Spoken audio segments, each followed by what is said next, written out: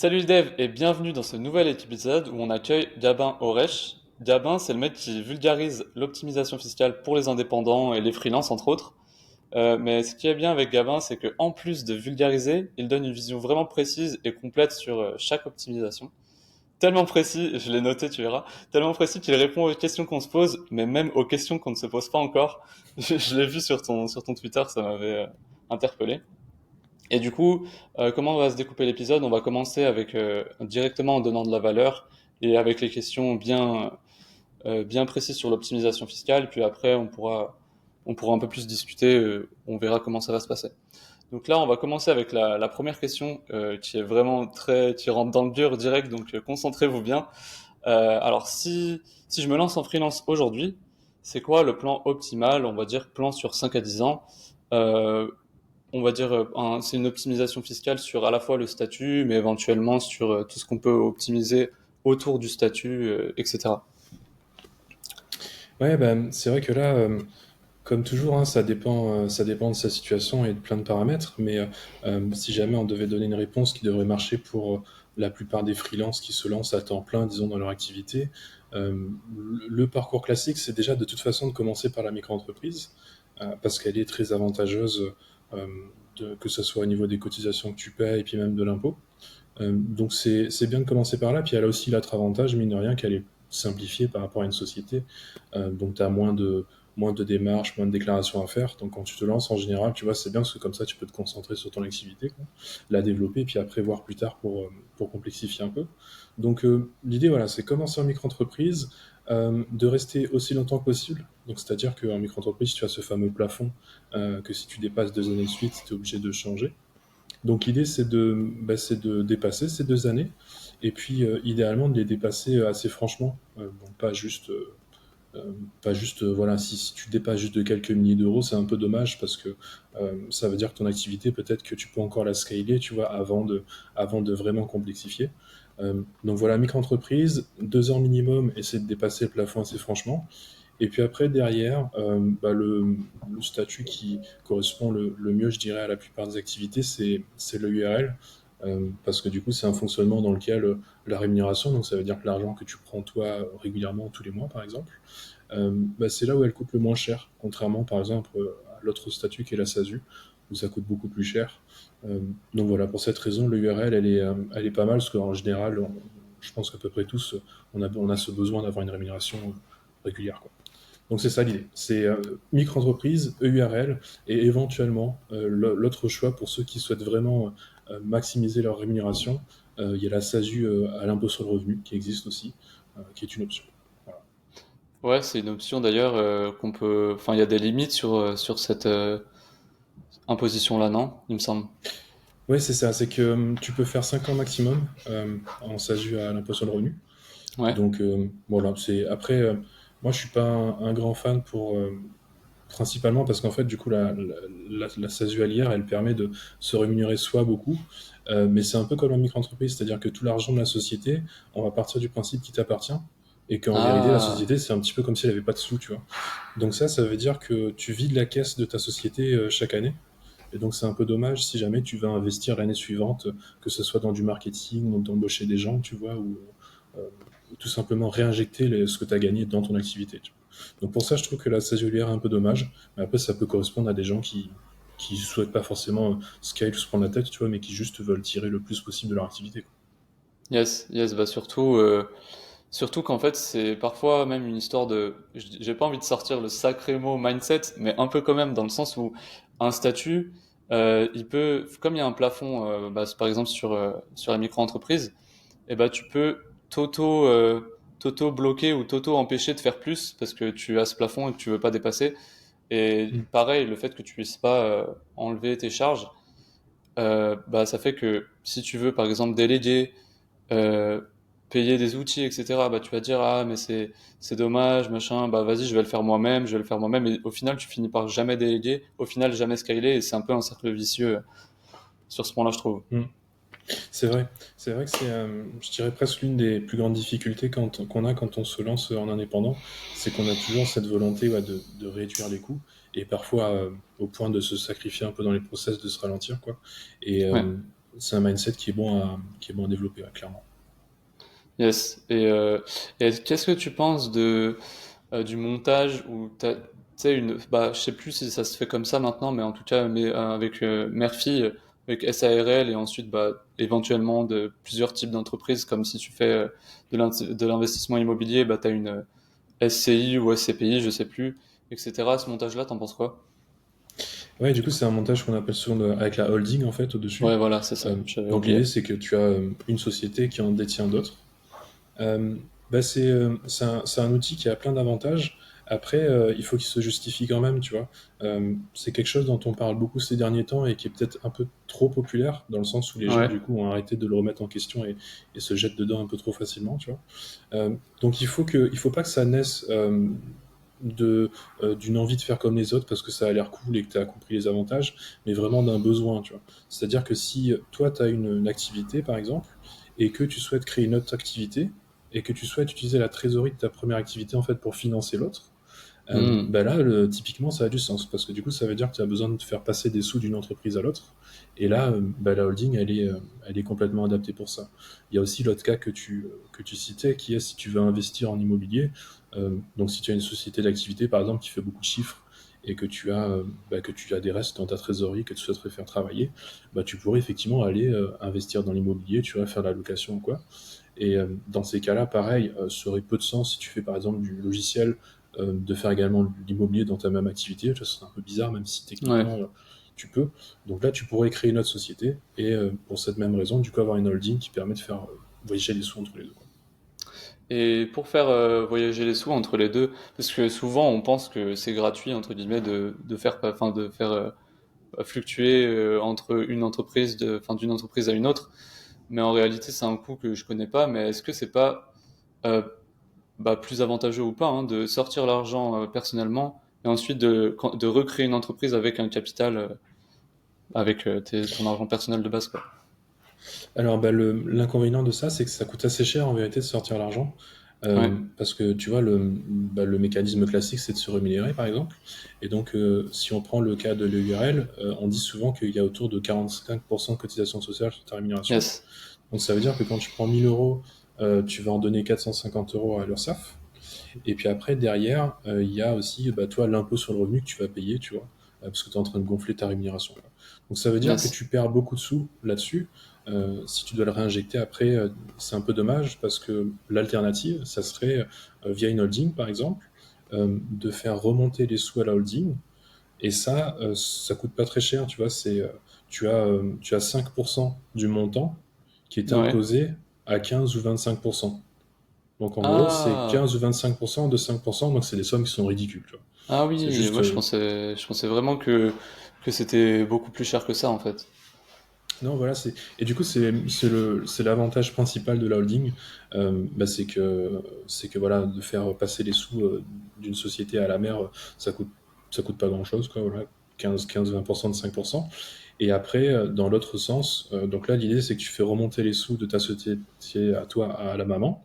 Et puis, quand Yes. tu veux faire redescendre à la fille, là, c'est un mécanisme qui est un peu différent. C'est simplement que tu vas lui prêter des sous euh, qu'elle sera amenée à rembourser plus tard. Mais en gros, tu te Ah ouais. prêtes, enfin, quand tu es tout seul dans le montage, tu vois, tu te prêtes à toi-même en quelque sorte.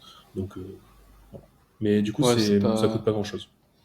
Mais donc ça veut dire que au bout d'un moment, on est obligé de rembourser la société mère en théorie. Oui, c'est ça, c'est ça. C'est que sur le papier, mine de rien, il faut que, d'une manière générale, il faut toujours qu'une société, elle fasse quelque chose dans son intérêt. Donc, si la société mère, elle prête des sous, c'est parce Hmm. qu'elle a l'ambition de gagner quelque chose derrière, quoi. Donc, oui, l'idée, c'est qu'à terme, ce prêt il soit remboursé, en sachant qu'encore une fois, tu vois, tu es tout seul dans le montage. Donc, a Oui. priori, voilà, enfin, quand tu es tout seul, en tout cas, c'est pas une grande difficulté, quoi. Yes. Ok. Ok. Et j'avais une question, mais ah oui, voilà, c'est sur les micro-entreprises. Euh, Tu sais, je sais que j'avais déjà lu que tu peux avoir une micro-entreprise et un autre statut à côté, mais faut que bah, il y a des conditions. Est-ce que tu les connais? Est-ce que tu sais comment ça se passe éventuellement? Ouais, bah du coup, avec la micro-entreprise, tu peux cumuler une SASU. Ouais, Tu peux pas cumuler une URL avec la micro-entreprise parce qu'en ok. fait, la micro-entreprise et le URL, bah, tu as le même statut. Dans les deux cas, tu es ce qu'on appelle un travailleur non salarié. Oui, ok. Donc tu peux pas faire les deux. Par contre, tu peux cumuler micro-entreprise et SASU. Et la seule contrainte, c'est qu'il faut vraiment que les activités soient distinctes. Tu peux Ok. pas faire, par exemple, développeur freelance en micro-entreprise et développeur freelance en SASU, tu vois. Mais tu peux, par exemple, faire développeur freelance en micro-entreprise et formateur en SASU, par exemple, tu vois. Ça, Ah c'est ouais. possible. Et tu Ou peux, par autrement. exemple, faire un SaaS, par exemple, ça compte comme pas freelance, quoi. Ça marche? Ouais, ouais, clairement, clairement, parce que du coup, qu'est-ce qui fait que deux activités sont distinctes? C'est déjà le type de l'activité, tu vois. Quand Ouais. tu fais un SaaS, tu vends un produit, et quand tu es développeur freelance, tu vends des services. Donc rien que ça, c'est différent. Et après, bah, c'est pas la même clientèle, c'est pas les mêmes fournisseurs, c'est pas les mêmes dépenses, tu vois. Donc en fait, on se rend bien compte qu'entre les deux, il y a rien de commun, et donc elles sont bien distinctes, quoi. Ah, donc c'est pas sur le domaine qui juge si c'est domaine informatique, mais que c'est deux sujets différents quand même, ça marche, quoi. Ouais, c'est ça complètement. Parce que tu pourrais, de la même façon, tu sais, imaginons que tu sois administrateur système, Ouais. tu peux d'un côté vendre du matériel, enfin, des Oui. racks, des trucs pour les serveurs, et de l'autre faire de la prestation, euh, bah, tout simplement de la mise en place de systèmes, quoi que ce soit. Genre. Ah ouais, ok, tain, c'est cool. Moi, je pensais vraiment que c'était lié à, tu sais, le code NAF, là, Hmm. activité numérique, par exemple, ou informatique, je sais plus. Et du coup, bah, si tu pouvais pas en créer deux, quoi. Ouais, c'est ça. Mais après, si tu as exactement le même code NAF, là, c'est le signe quand même que les activités sont peut-être pas si distinctes, parce que à chaque Ah, fois, que ce soit pour faire de la formation ou le développeur freelance, comme je citais là, ce sont des codes NAF qui sont différents, ah, hein. ok. Mais voilà. De toute façon, comme toujours, hein, ça c'est un conseil qui risque de se répéter un peu, mais en cas de doute, faut pas hésiter à se rapprocher de son expert comptable ou d'un juriste selon la situation, quoi.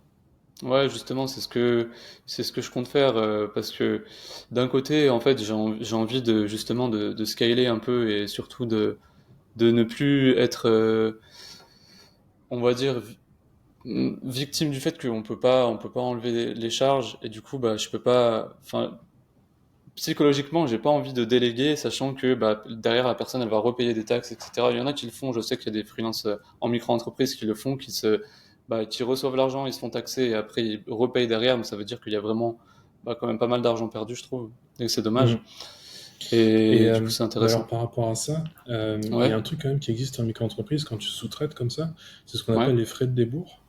Et donc les frais de Ah, débours, c'est un truc qui te permet de sous-traiter. En fait, les frais de débours, c'est ton client qui te donne l'autorisation de facturer en son nom. Donc ça veut dire que toi, tu vas gérer les sous-traitants, par exemple, tu vois. ouais. Et donc si toi, tu vas facturer les sous-traitants, puis tu vas facturer ton client. Et en fait, ça permet que le chiffre d'affaires qui rentre à cause des sous-traitants en fait dans tes caisses, il soit pas décompté comme du chiffre d'affaires véritablement. Tu vois. Quand tu vas faire ta déclaration, tu vas dire, Ok. tu vas dire que tu n'as reçu que ce que tu as vraiment reçu, et l'argent qui a transité par toi, en fait, il va être comme si il était non existant du point de vue de l'URSSAF. Tu vois. Donc ça, c'est Ah, et possible. donc, ok, tu vois, bah, je connaissais les frais de débord, mais je pensais que c'était uniquement pour, en fait, ça paraît logique maintenant. Mais je pensais que c'était par exemple, bah, imaginons que tu vends un site web, t'as le serveur à payer, et Mm. bah, voilà, tu pouvais t'en servir pour ça, mais je pensais pas que tu pouvais carrément, bah, payer quelqu'un d'autre pour faire un service, effectuer un service, mais c'est cool. Ouais, c'est ça, c'est ça. Alors il y a un petit peu de formalisme, c'est-à-dire qu'il Ouais, faut que le client il te signe un document comme quoi il est d'accord que tu factures en son nom pour tel type de prestation ou quoi, tu vois. Donc ça sous-entend aussi que probablement qu'il va avoir des informations sur combien tu payes les sous-traitants, tu vois. Je sais qu'il y a ah des ouais. gens pour qui ça peut poser problème, mais en tout cas l'avantage c'est que le client il a qu'un seul interlocuteur, c'est toi, et toi tu gères ce qu'il faut et ça n'a pas d'impact sur ton activité, quoi. En tout cas du point de vue du chiffre d'affaires. Ouais, après, faut quand même que le client il ait confiance, etc. Enfin, dès lors qu'il y a quelque chose de nouveau, je pense que bah, il peut ne pas avoir confiance, et moi le premier, hein. Si on m'explique pas, que je connais pas, je me dis, oula, c'est quoi ce traquenard, tu vois? Mmh. Mmh. Ouais, complètement, c'est vrai. Après, le document qu'il signe, il est censé préciser pourquoi il signe, tu vois. Ouais, Donc c'est pas en mode j'ai le droit de vous prendre 5 000 € et j'en fais ce que je veux, tu vois. C'est vraiment je vous prends 2 000 € pour les serveurs, 1 000 € pour un designer, 1 000 € pour machin, tu vois. Donc il sait dans quoi il s'engage quelque part. Donc de ce côté-là, ça peut le rassurer. Et après, oui, ouais. ça demande probablement un peu d'accompagnement pour lui expliquer ce que c'est exactement. Ok. Ok, ok. Non, bah, tu vois, on en apprend, même encore après, je sais pas, ça fait depuis le 2019 ouais, que je suis en freelance. Donc, tu vois, en même temps, moi je trouve que c'est plutôt bon signe dans le sens où ça veut dire que je me suis concentré sur les choses essentielles. Parce que des fois, c'est, par exemple, des personnes qui voudraient se lancer en freelance, souvent elles vont se poser pas les questions prioritaires. Elles vont vouloir choisir un statut, choisir un machin, choisir un truc, mais au final, ce qui compte, c'est d'avoir des clients, de faire rentrer du chiffre d'affaires. Et bien sûr que c'est important, ça aussi, hein, mais je veux dire, chacune priorité doit être traitée dans l'ordre, quoi. Oui, complètement. Et c'est vrai que, du coup, moi, les sujets dont je parle beaucoup, c'est voilà, tout ce qui est optimisation et tout. Mais c'est quelque chose que je tiens à rappeler régulièrement, quand même, de ne pas oublier que toutes ces optimisations, elles sont là pour servir le business. Et donc, à la base, il faut penser à son business. Et après, tu vois, à comment on peut améliorer les choses. Mais il faut surtout pas se dire, tiens, j'ai vu un truc qui a l'air cool, je vais tout faire pour rentrer dedans, tu vois. Alors que Ouais. peut-être qu'en vérité, ça n'a pas du tout de sens pour ton business, quoi. Donc, c'est clair que je pense que c'est important de d'abord penser à ses priorités du point de vue du business. Les optimisations, ça arrivera après. Et je sais que moi, typiquement, sur mon parcours, j'ai fait plein de trucs pas du tout optimisés. Et c'est qu'après coup, en fait, que j'ai appris tout ça. Euh, mais ça fait partie du jeu et de l'expérience, quoi. Ouais, mais tu vois, je pense que ça fait partie des choses où au moins tu te surprépares pas et tu t'essaies pas de tout optimiser sachant qu'il n'y a pas lieu d'optimiser encore. Donc c'est normal au final de faire des erreurs et d'optimiser ensuite. Mm. C'est ça complètement. Et je sais que dans ce truc-là, il y a un exemple d'optimisation, je trouve, qui est assez parlant, c'est que quand tu es en micro-entreprise, tu peux demander ce qu'on appelle l'ACRE, donc ça permet de Ouais, réduire tes cotisations sociales. Et ça dure 4 trimestres. Donc ça veut dire que c'est plus malin, tu vois, de commencer en début de trimestre, si tu veux vraiment avoir les 4. Parce que si tu oui, commences en fin de trimestre, tu vas en avoir, tu vas perdre 2 mois, quoi. Il y a ça déjà, et puis il y a une autre chose qui est la CFE. Donc ça, c'est une sorte de taxe foncière pour les entreprises que tu ne payes pas la première année, et puis les années ouais. suivantes, tu les payes si tu fais un certain chiffre d'affaires. Donc quand tu mets ces deux-là ensemble, tu vois, l'ACRE et la CFE, de temps en temps, tu vois, je dis, ben voilà, en fait, le meilleur moment pour créer une entreprise, c'est le 1er janvier, tu vois. Parce que du Ah coup, bah comme oui. ça, tu es une année complète de CFE, et puis en plus, tu tapes bien 3 mois d'ACRE, quoi. Euh, Ouais, c'est vrai. mais tu vois qu'on on commence à rentrer dans des délires où en fait, tu vas commencer à essayer de timer la création de ton activité par rapport à ça, tu vois. Alors que peut-être que ça n'a pas de sens, peut-être que tu as déjà un client, peut-être que tu n'es pas encore prêt, ça arrivera plus tard, tu vois. Donc ça fait partie de ces choses. Ça, c'est la théorie. 1er janvier, c'est l'idéal. Mais dans la pratique, il faut pas trop s'obséder avec ça et faire ce qui a du sens pour soi, quoi. Ouais, bah c'est vrai que surtout que comme les démarches elles prennent du temps, enfin elles prennent du temps. Tout est relatif, mais c'est vrai que ben, je les ai déjà faites et je sais que c'est quand même plutôt assez rapide. Et pour des personnes qui connaissent ce rien et qui rentrent dans le délire entrepreneuriat, tout ça, bah, toutes ces recherches, tout ça, ça prend du temps. Et ce temps-là, bah, on l'a peut-être pas forcément en décembre, quoi. Juste Mhm. pendant les fêtes, etc. Donc, c'est vrai que même si c'est le plus optimisé, c'est pas forcément le plus simple à mettre en place. Et ça, après, pour le coup, ce qui est cool, c'est que ça donne une deadline. Au moins, ça te force à faire une chose dans un temps donné, quoi. Ouais, c'est ça. Effectivement, ça peut te mettre une bonne pression, en quelque sorte. Et dans ce sens-là, pourquoi pas, mais voilà, disons, faut juste pas perdre ses priorités, quoi. Ouais, ouais, c'est vrai. Et du coup, tu nous as donné là deux manières d'optimiser, donc avec le CFE pour avoir l'année en entier, et c'était quoi le deuxième déjà? Ah oui, c'était L'acre. pour l'ACRE. Bah d'ailleurs, l'ACRE, je trouve que c'est vraiment, ils ont réduit l'aide de fou, hein. Moi, quand j'ai commencé en 2019, je crois que c'était 3 années, c'était d'abord 5%, ensuite 14, ou je sais plus, mais bref, c'était progressif, c'était vraiment, ça aidait, quoi. Mhm. Ouais, moi c'est pareil, j'ai connu la version précédente et c'était assez énorme. Après, c'est encore assez intéressant là. En fait, c'est divisé de moitié la première année, je crois, et puis après c'est dégressif. Enfin, je me souviens plus exactement, mais en tout cas, Ouais, c'est quand même vachement intéressant. Surtout que de base, déjà, le taux de cotisation en micro-entreprise, il est assez bas. oui, c'est Donc vrai. si tu le divises par deux, c'est vraiment, c'est vraiment intéressant, quoi. Et ça, du coup, ça Yes. fait partie de ces choses qu'il faut pas rater. si tu y as droit. Et le plus facile pour y avoir droit, c'est si tu touches le chômage, quoi. Ouais, ouais, c'est vrai. Oui, parce Ou que je alors me tu es jeune rappelle. aussi. Mm. Ouais, je sais qu'il y avait des conditions à remplir, au moins une dans toutes les cases, C'est et je sais ça. que ça en faisait partie, ça. Je parle du chômage parce que du coup, moi, parce qu'il y a, je crois que c'est jusqu'à 31 ans ou quelque chose comme ça aussi où tu peux y accéder. Euh, je parle du chômage parce que moi, je pouvais pas. Mais Ouais, les plus jeunes, on va dire, peut-être qu'ils y arriveront encore plus facilement. yes, ouais, ouais, c'est certain. Bah, limite, mais je crois qu'en plus, enfin, à notre époque, enfin, en 2019, quand je l'ai créé, ce qui était cool, c'est que c'était d'office. Il nous l'a donné d'office, il me semble, en plus. Alors que là, c'est vrai Mm. qu'il faut remplir les conditions, et en plus, il faut faire la demande. Mais bon, ça se fait, hein, c'est juste qu'il faut le savoir, quoi. Souvent, en plus, beaucoup ne le savent pas forcément, donc, Mm. Ouais, c'est vrai. Et limite, le plus compliqué, c'est que si tu touches le chômage, il y a un timing à pas rater euh, entre la date de ton inscription à Pôle emploi, la date à laquelle tu crées ta micro-entreprise et tu fais la demande. C'est un peu un bordel où il faut pas se rater dans l'ordre dans lequel tu fais les choses. Et c'est ah peut-être ouais. là la plus grande difficulté finalement. Ouais, c'est vrai qu'il faut le savoir à l'avance, mais souvent, quand tu le sais, c'est que soit c'est trop tard ou, enfin, c'est entre deux, quoi. Soit l'un, Ouais, soit c'est l'autre. ça. Donc c'est ça, c'est bien de savoir que ça existe. Comme ça, le Ouais. jour où tu en as besoin, tu te renseignes un peu avant et puis tu fais les choses bien, quoi. Et du coup, enfin, à part ces deux critères-là d'optimisation, en micro-entreprise en tout cas, est-ce qu'il y en a d'autres? Ouais, un mine de rien qui est souvent vu comme un inconvénient, c'est la TVA. Ah bah oui, Alors c'est vrai. qu'en vérité, la TVA, quand tu es en micro-entreprise, il y a un plafond à partir duquel tu es obligé de la facturer.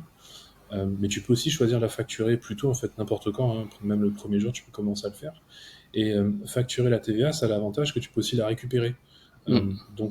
Quand tu t'achètes, je sais pas, moi par exemple, tu as besoin de changer d'ordi, tu vois, bah, ça veut dire que mine de rien, les 20% de TVA qui sont appliqués sur le prix, tu les fais sauter complet, quoi. Donc ça fait une sacrée économie sur tes dépenses. Putain, oui. Euh, En sachant que derrière, c'est vrai que tu dois la facturer à tes clients, mais si tes clients sont des professionnels, ils s'en foutent un peu, parce que de toute façon, eux aussi la récupèrent. Et si c'est des particuliers, là, effectivement, ça veut dire que tu vas être plus cher pour eux.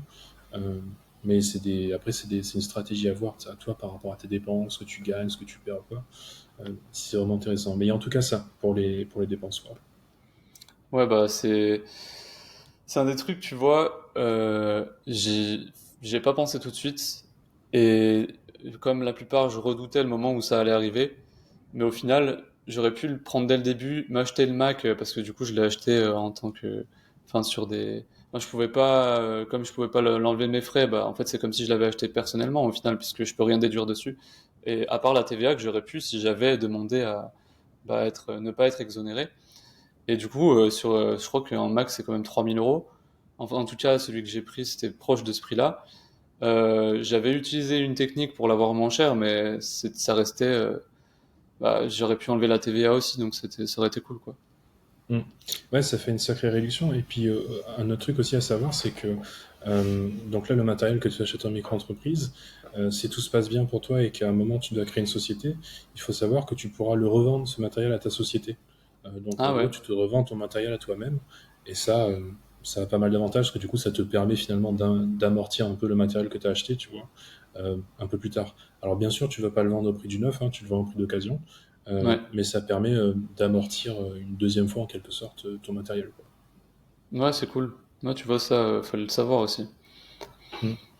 Et par rapport aux dépenses, il y a un truc aussi, c'est vrai qu'en micro-entreprise, tu peux pas lister tes charges réelles. Tu vois, tu déclares pas combien tu dépenses pour ton Mac ou tes logiciels ou quoi. Par contre, ce qu'il faut pas oublier, c'est que pour calculer tes impôts, tu as droit à un abattement forfaitaire. Donc Ah on va oui, prendre ton chiffre d'affaires sur lequel on va enlever 34% par exemple si tu fais du service. ouais, Donc ces 34%, on les enlève que tu aies des dépenses ou pas, tu vois. ouais, c'est Euh, vrai. donc, et en fait, on est nous dans une activité où on a assez peu de dépenses. Donc, Ouais, c'est bien possible que de déduire tes frais réels, en fait, tu serais perdant, tu vois. Donc, ouais, ouais, c'est vrai, limite, hein. bien souvent, c'est un avantage de ne pas pouvoir les déduire et d'avoir cet abattement forfaitaire parce qu'il est plus intéressant que tes vraies dépenses, quoi. Donc, une autre optimisation, en quelque sorte, quand tu es en micro-entreprise, ben, c'est d'être modeste dans tes dépenses. Ça ne veut pas dire de se sacrifier, mais simplement de garder à l'esprit que ben, moins tu dépenses et plus en fait tu vas faire d'économies sur l'abattement, quoi. Ouais, c'est vrai. C'est vrai que on pense qu'au final, on peut pas déduire les charges, mais c'est qu'elles sont déjà déduites, entre guillemets, voire même mieux. C'est comme tu l'as dit, si on n'achète rien, bah, c'est quand même déduit, donc c'est encore mieux, quoi. Mm. C'est ça, complètement. Donc ça peut être plus intéressant même. Ouais, ouais, ouais, carrément. Et donc il y a ça. Je sais qu'il y en a d'autres d'optimisation, mais je me dis peut-être que je vais pas t'aiguiller comme ça. Peut-être que tu vas en parler d'autres que je connais pas, si t'en as d'autres. Ouais, bah il y a là comme ça dans les dispositifs, il y a aussi le versement libératoire. Peut-être Ouais, qu'on voilà, c'est lequel. peut-être ouais, peut-être qu'on pourra en parler un peu après. Yes. Euh, sinon ouais, je crois que là il y a les grandes idées. Il y a aussi quelque chose euh, qui est possible, c'est au niveau de ton chiffre d'affaires. Donc quand tu le déclares après l'URSSAF, tu sais, tu as plusieurs catégories. Ouais. Tu as les services pour les développeurs, par exemple, puis après tu as de la vente de marchandises, et puis tu as aussi ce qu'ils appellent les services commerciaux. Ah ouais. Et donc ça, en tant que développeur, quand tu fais du service non commercial, du coup, c'est ce qui a les taux les moins avantageux. Euh, c'est logique, hein, parce qu'on a peu de dépenses, donc voilà, Bah oui. pas non plus trop abuser, quoi. Mais disons que si tu arrives à te glisser du coup dans les autres catégories, il faut que ce soit justifié, bien sûr. Ouais. Ben, en tout cas, ça peut être intéressant. Et c'est là où, plutôt que d'essayer de se mettre dedans, il faut plutôt avoir la réflexion de se dire est-ce que ce que je fais c'est bien du service non commercial? Est-ce que c'est pas plutôt du service commercial? Et par exemple, un SaaS c'est un service commercial. Ah Euh, ouais. Parce que pour faire la différence en fait entre le commercial et le non commercial, en gros, il faut regarder est-ce que le travail que tu fais c'est du travail sur mesure? Donc quand tu développes un site pour quelqu'un, tu vois, c'est du travail sur mesure. Ou alors est-ce que tu vends la même chose à tout le monde? Quand tu vends un SaaS, tu Hmm. vends un accès au même produit à tout le monde, tu vois. Donc d'un Ok. côté c'est commercial et de l'autre côté non. Et donc dans ces cas de figure-là, c'est bien de s'en rendre compte parce que en déclarant des services commerciaux, tu vas avoir Ouais. accès à un abattement qui est différent, quoi, à des calculs qui sont différents et qui sont plus avantageux. Donc voilà, bien catégoriser son chiffre d'affaires, quoi, et se poser la Ok. question de si c'est commercial ou pas. Ouais, bah en plus, un moment, je m'étais fait avoir comme ça. Ouais, ça c'est compliqué, hein, mais c'est bien, tu l'as bien défini au final, parce que maintenant, quand je verrai, en plus, je l'ai fait tout à l'heure, ma déclaration, donc tu vois, j'y penserai. Je me disais, tain, à chaque fois, je regarde celle d'avant pour voir si quelle tâche je dois remplir aujourd'hui, tu vois, parce qu'à chaque fois, Mhm. j'oublie. Et une fois, une erreur que j'avais faite, c'était, j'avais vu un tweet, mais tu vois, comme quoi, il faut bien se renseigner avant de croire les tweets. C'était un tweet qui disait que les formations, c'était considéré comme, enfin, les formations, pas les formations que tu donnes, donc en tant que bah, prestataire, enfin, elle est différente à chaque fois, mais plutôt une formation packagée et en mode vidéo, c'est un produit. Et donc un produit, c'est une marchandise, entre guillemets. Donc moi, je l'ai mis dans ce truc-là, alors que normalement, tu peux pas, quoi. Ouais, effectivement, marchandise, c'est vraiment dans le sens physique, quoi. Ouais, Donc après, et je sais que j'ai eu l'occasion d'avoir cette discussion, et des fois on se pose la question, mais si du coup ta formation, tu la vends sur CD-ROM, est-ce que ça en fait ouais. un produit physique? Ah bah, bah moi, pour moi, Je sais oui, pas. mais ok, Honnêtement, je sais pas. À mon avis, c'est un peu tiré par les cheveux. ouais. Mais voilà, enfin, il y a des choses comme ça rigolotes quand on commence à y réfléchir, quoi. Ouais, ouais, ok. Non, c'est vrai que vu comme ça, et d'ailleurs, ça me fait penser aussi à encore une autre, entre guillemets, optimisation. Que j'ai vu sur je sais plus où, quelqu'un, un entrepreneur qui pareil fait de la vente de formation. Alors c'était quoi? C'était ah oui, c'est un organisme de formation et il peut, selon certains critères, j'imagine, ne pas facturer la TVA. Surtout que tu vends souvent à des particuliers les formations. Tu sais si Hmm. c'est vrai ou pas? Non, c'est une bonne question. Effectivement, il y a des activités qui ont des traitements un peu spéciaux, notamment au niveau Ouais, du taux de TVA aussi, hein, qui n'est pas le même selon oui c'est l'activité. vrai. Là, comme ça, pour la formation, je sais pas. C'est bien possible. Ça me dit quelque chose, mais je pourrais pas te dire là comme ça. Ouais, à checker. À Hmm. checker, ok. Et je sais plus si j'avais une autre question sur la TVA, mais au pire ça me reviendra. Et bah du coup, on peut parler du versement libératoire. En plus, c'est quelque chose que souvent qui est bah, auquel on pense pas, qu'on connaît pas. Et j'ai fait les calculs, hein, juste par curiosité et pour montrer aux gens la dinguerie du truc, tu vois.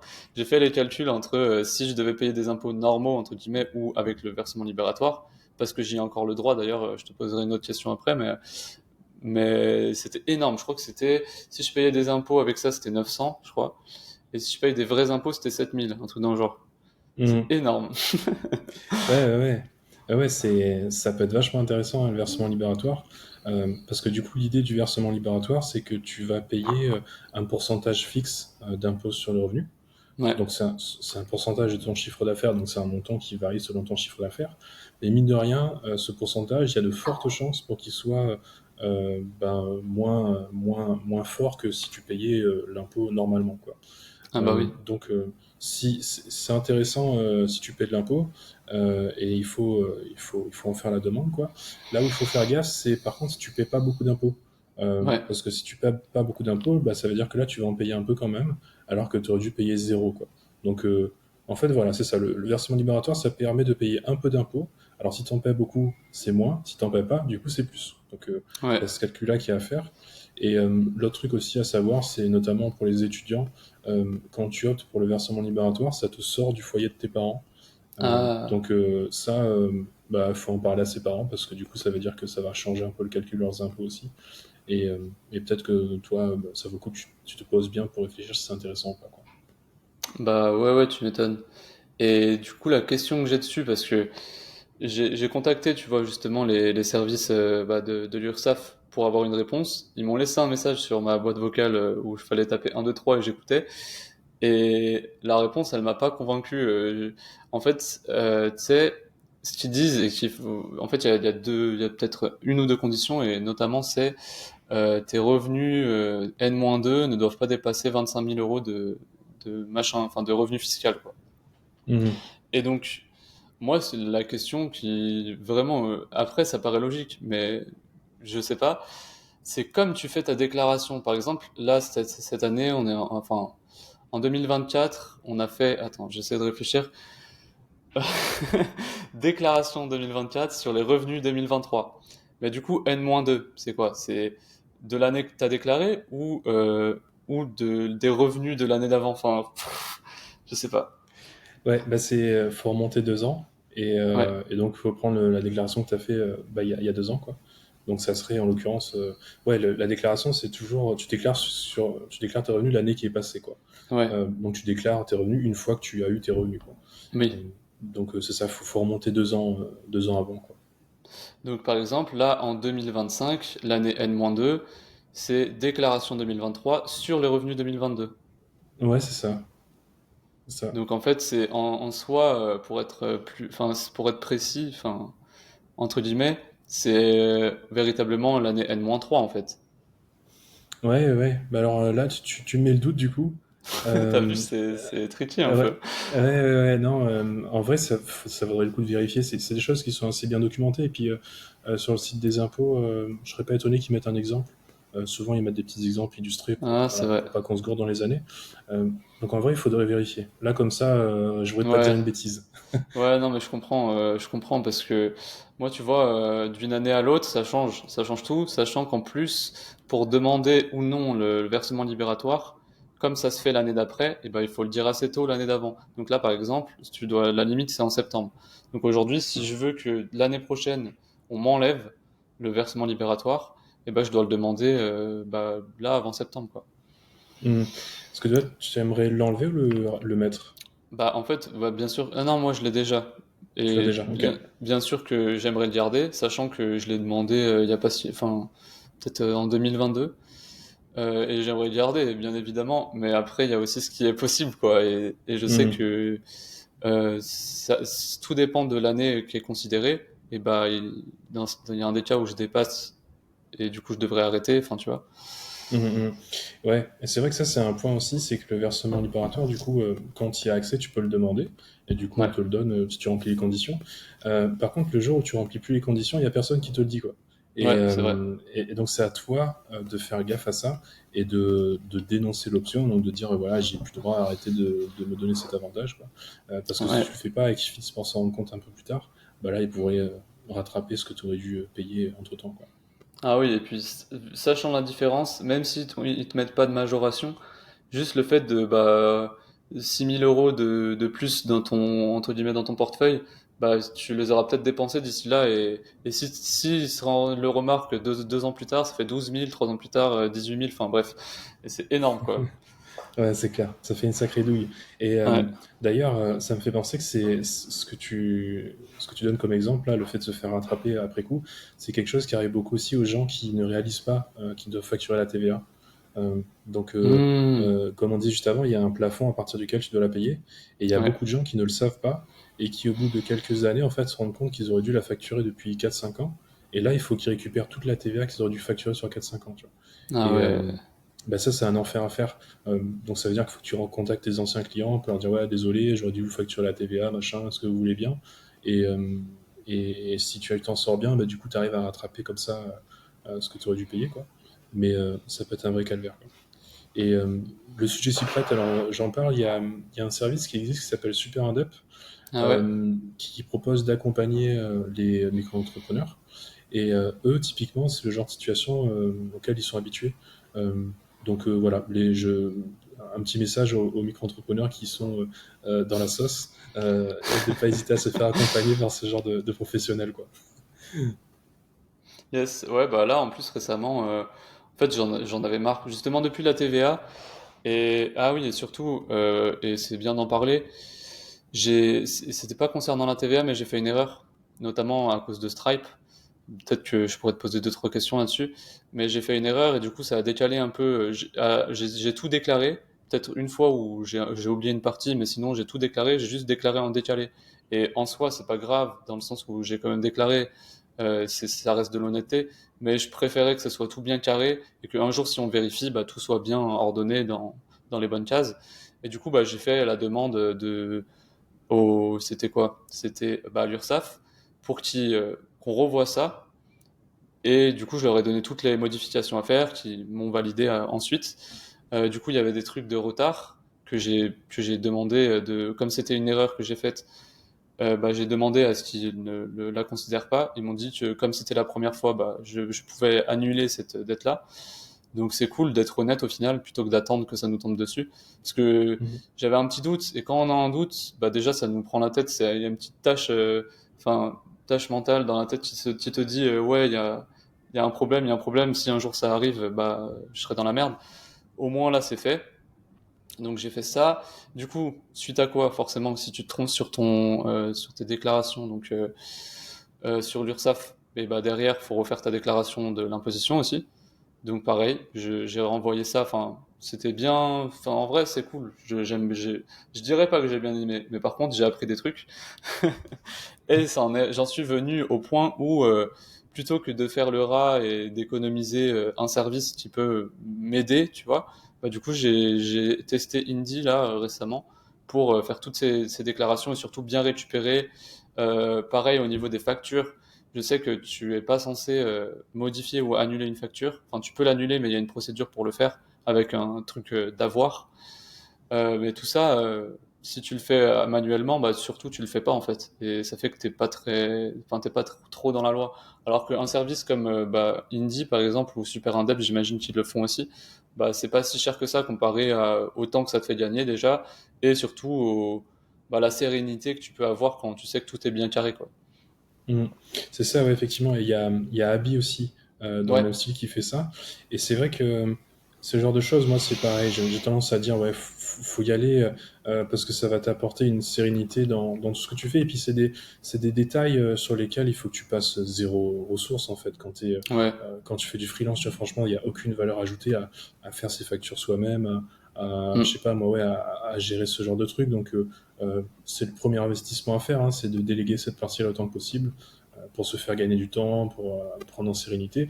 Et tout ça, indirectement, mine de rien, c'est ce qui va t'amener aussi bah, si t'es plus tranquille et que t'as plus de temps, tu vois, à faire plus de chiffres d'affaires, quoi. Donc, pour ouais. ceux qui hésitent, faut le voir comme ça. Faut se dire, c'est un investissement qui va me permettre de me sentir mieux, ça me permet de faire plus de chiffres d'affaires ou d'avoir plus de temps, tu vois, pour voilà, quoi. Ouais, puis c'est vrai, puis en plus ça permet, moi je le faisais à la main, mais ça prenait beaucoup de temps. Justement, je le faisais sur Excel. En fait, je trouve que c'est un peu traître cette possibilité, dans le sens où on n'est pas obligé d'avoir un expert comptable en micro-entreprise, et on n'est même pas obligé d'avoir un outil un outil de facturation. Ils nous ont permis ça, je sais plus pourquoi, mais je crois qu'ils ont enlevé la loi où on était obligé d'avoir un outil de facturation contrairement à d'autres statuts où on est obligé d'en avoir un. Et du coup, ça fait que tu peux faire des erreurs et en plus, ça te fait perdre du temps. Et surtout, ah oui, il y a un truc que je trouve intéressant, c'est que moi, du coup, je m'étais fait un petit truc pour savoir combien je dépensais par mois en moyenne, mais ça, c'est des trucs sur des outils, c'est la base, tu vois. Et du coup, ça fait que si ça, c'est la base, bah, il te rajoute plein d'autres trucs ultra intéressants. Et rien que de savoir, ne serait-ce que, ouais, combien tu dépenses par mois, bah, et voir les services qui, bah, effectivement, sont utiles. Ça te permet de trier aussi des fois les services que, bah, au final, tu les trouves plus utiles, tu les vires. Enfin, c'est vraiment du pilotage, ce genre d'outils, et c'est vraiment intéressant.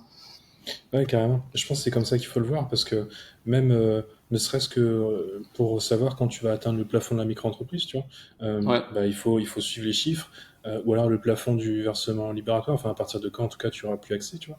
C'est ce genre d'outils te permettent de faciliter ces analyses-là, et aussi, bah, comme tu disais, de mettre tes dépenses en face de tes recettes, et de voir si ton business il est rentable, tu vois, là où tu peux faire des économies, là où tu peux peut-être essayer d'aller gratter un peu plus, et puis aussi de voir sur une année, tu vois, combien de vacances t'as pris, combien de chiffres d'affaires tu fais en moyenne, est-ce qu'il est croissant ou pas. Toutes ces choses-là, bah, ces outils-là, ils permettent ça, quoi, de vraiment de piloter ta trésorerie et ton activité. Chose que tu peux bien sûr faire dans un Excel ou quoi, mais encore une fois, le temps que tu passes à faire ton Excel, à le maintenir à jour et tout, tu crées pas de valeur en faisant ça, tu vois. C'est quelque chose qui s'automatise très bien pour une poignée d'euros par mois. Donc moi, c'est franchement, je pense qu'il faut pas trop hésiter là-dessus, quoi. À moins que ce soit effectivement quelques euros par mois. Mais sinon, ouais. c'est énorme comme truc. Ouais, c'est clair. Bah, si c'est une activité qu'on réalise à temps plein et que, bah, surtout avec les TJM des développeurs, ça représente, enfin, c'est une poignée de pain comparé, bah, à ce que ça nous apporte. Donc ça vaut le coup.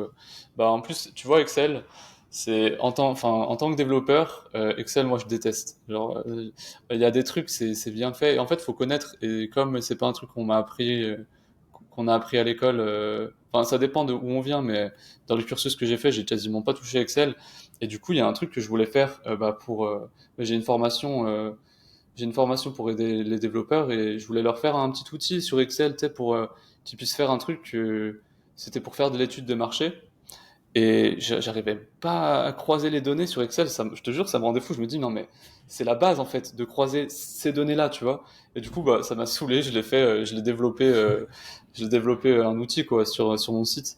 Mais, mais ça, c'est vraiment parce que il y avait rien qui existait et c'était vraiment un truc particulier, très précis et que j'aurais pas pu trouver. Mais si ce genre d'outil existe et qui coûte, pour le coup, Indie, c'est 12 euros par mois, c'est vraiment rien.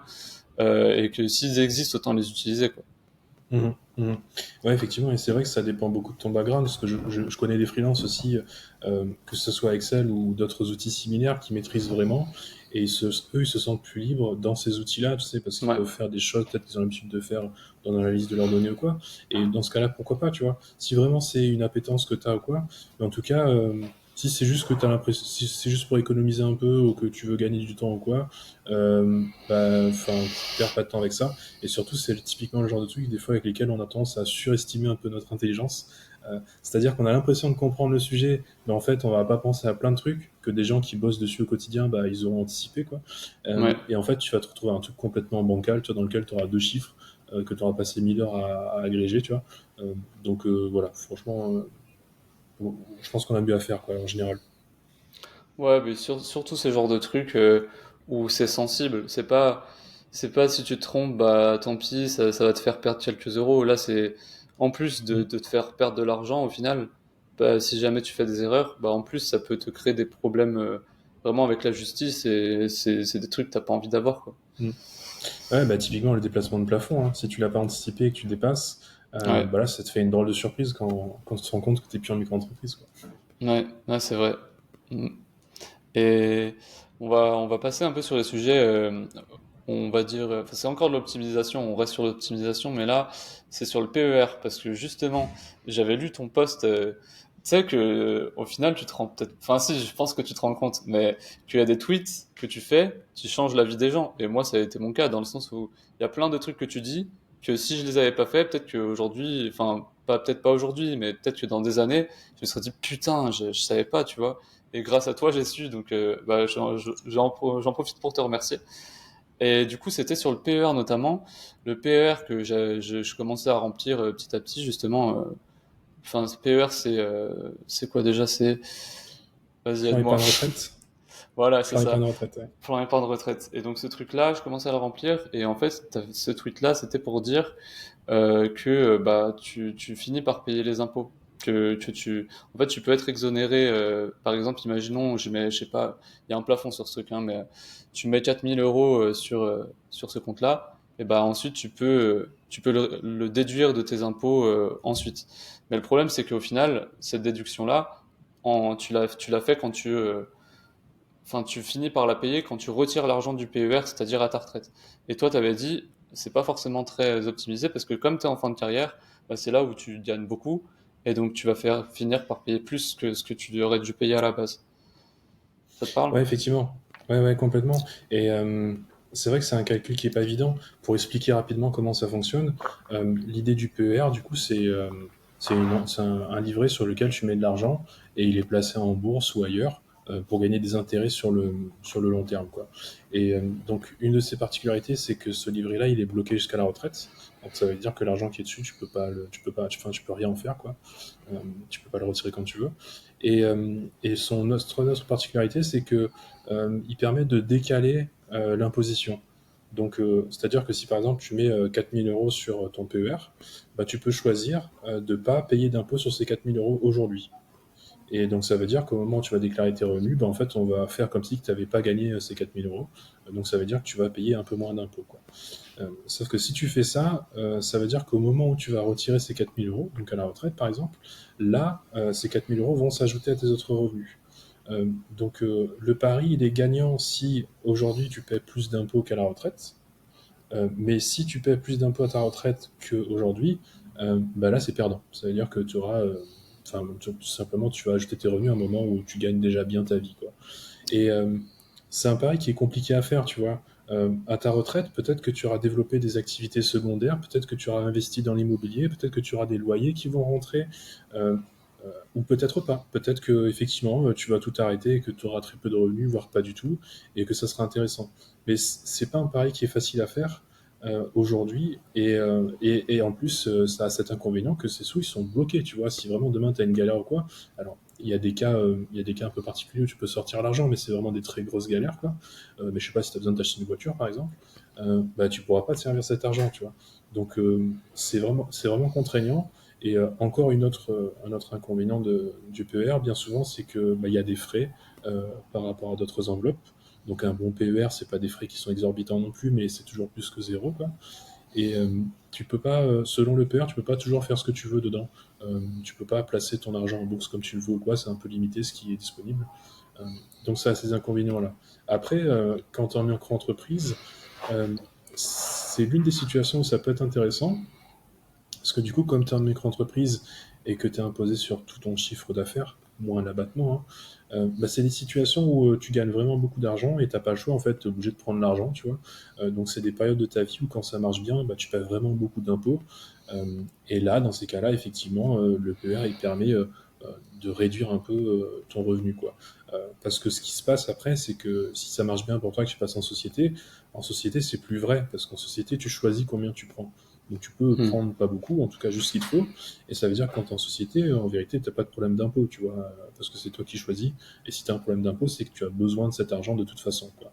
Euh, donc voilà, c'est un choix qui... Le PR, ouais, faut faire gaffe, c'est quelque chose qui s'étudie, qui a ses avantages et ses inconvénients, mais qui est très contraignant. Voilà, faut le savoir. Ouais, bah, je me rappelle aussi, tu avais parlé d'une manière ultra optimisée pour sortir l'argent, notamment en achetant un bien immobilier. Et du coup, je crois que c'était, tu passes de micro-entreprise à par exemple SASU où tu peux avoir le chômage et en même temps tu peux avoir bah, justement cet argent pour le PER pour ensuite acheter ton bien. Enfin, tout un montage. Je sais plus exactement, peut-être que je dis de la merde, hein, mais Non, ouais, effectivement, c'est ça. Bah, c'est que du coup, en micro-entreprise, comme tu paies beaucoup d'impôts, ce que tu gagnes, c'est quand tu gagnes beaucoup d'argent, quoi. Et ensuite, si tu passes en SASU, et c'est vrai aussi en EURL en vérité, vu que là, tu vas fixer ta rémunération, bah, tu vas chuter, tu vois. Tu vas passer de, je sais pas, par exemple, t'es imposé au maximum à 45%, et l'année suivante, tu te rémunères très peu, et boum, tu retombes à 11%, par exemple, tu vois. Donc on voit qu'il ouais, y a un c'est écart ça. qui est énorme entre les deux, et ça veut dire que si tu débloques ton PER ben, quand tu es à 11%, alors que tu l'as ouvert quand tu étais à 45, tu vois, et ben là, tu vas faire une économie qui est prédictible et qui est rapide, quoi. Ouais. Et donc pour ça, effectivement, tu as l'achat de la résidence principale qui permet de débloquer le PER de façon anticipée. Tu as d'autres situations, mais qui sont pas drôles en général, c'est un décès ou un handicap, ce genre de Ah choses. bah oui. Mais tu as aussi une autre condition, c'est la fin de tes droits au chômage. Quand tes droits au Ok. chômage sont terminés, là aussi tu peux le débloquer. Et ça, c'est encore plus intéressant que la résidence principale, Ah, parce que dans ce cas-là, en fait, tes versements, ils sont exonérés d'impôts. C'est-à-dire que tu les as pas payés au début, les impôts, tu les payes pas non plus à la sortie. Contrairement waouh. à la résidence principale où tu les payes pas au début, mais tu les payes à la sortie, bah, tu les payes jamais. Parce que on considère qu'en fait, tu es dans la sauce en quelque sorte, tu vois, et on va pas te faire payer d'impôts alors que tu es dans la sauce, quoi. C'est un peu ça le Ah. raisonnement, quoi. Ok, ouais, mais il y a moyen il y a quand même moyen on va dire, de gruger le truc.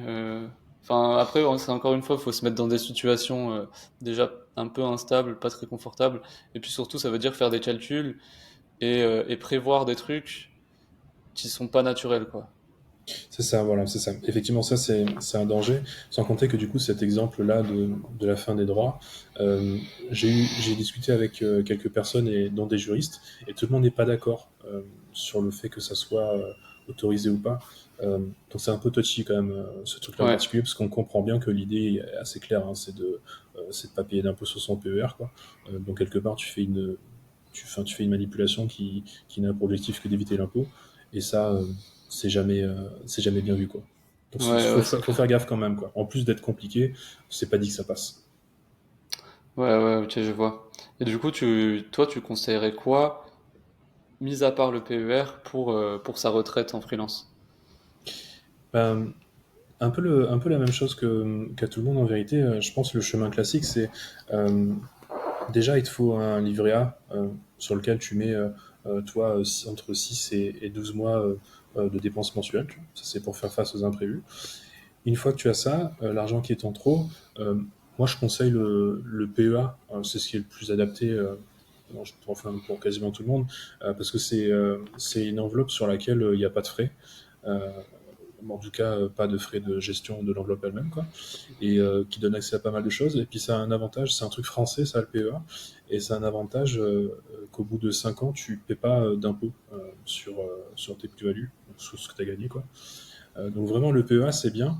Et après, euh, et après, ça dépend de si tu envisages un héritage. Donc, si tu as des enfants, Ah oui, si tu as des enfants, c'est un peu différent. Là, tu as d'autres enveloppes comme l'assurance vie, même yes. le compte titre en vérité, sur lequel tu as certains avantages pour, pour léguer à tes enfants.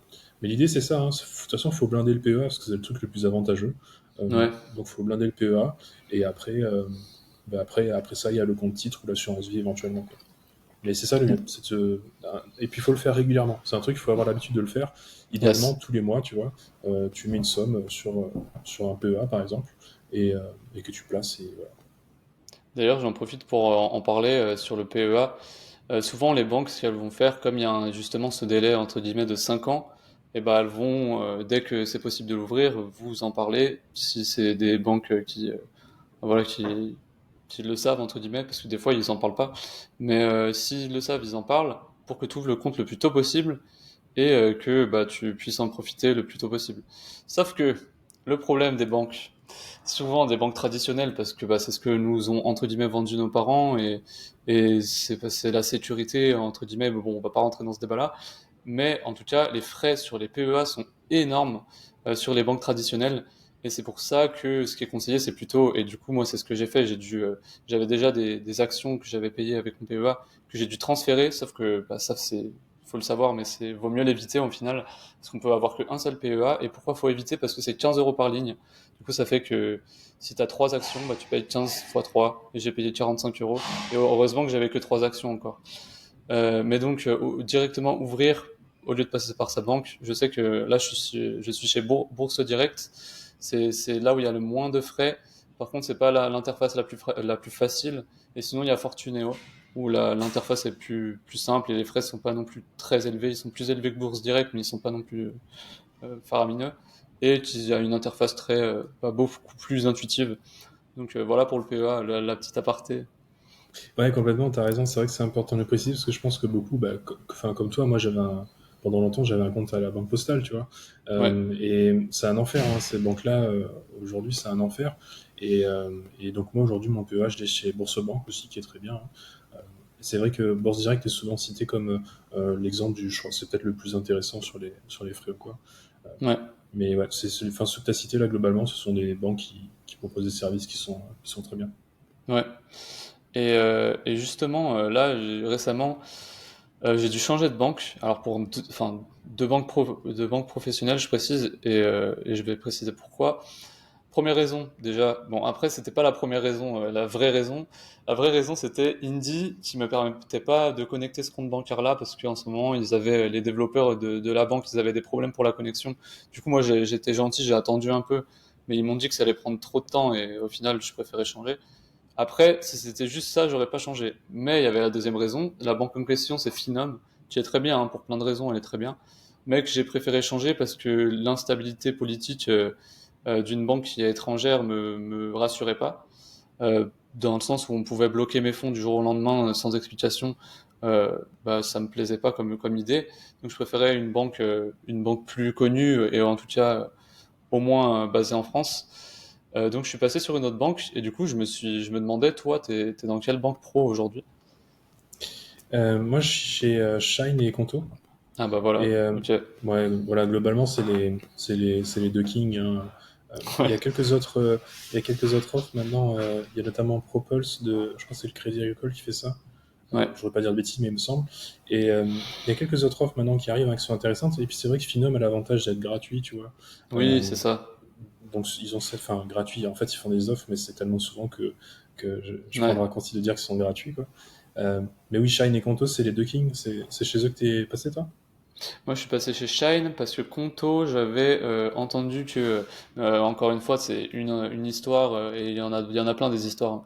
Mais c'était Antoine BM qui s'était fait, enfin, qui s'était fait voler de l'argent sur une carte bancaire et que bah, c'était des sommes importantes, hein. Les sommes d'entreprise, tu tapes vite dans des sommes assez énormes. Et là, pour le coup, il s'était fait voler, je crois, un truc du genre de 25 000 euros.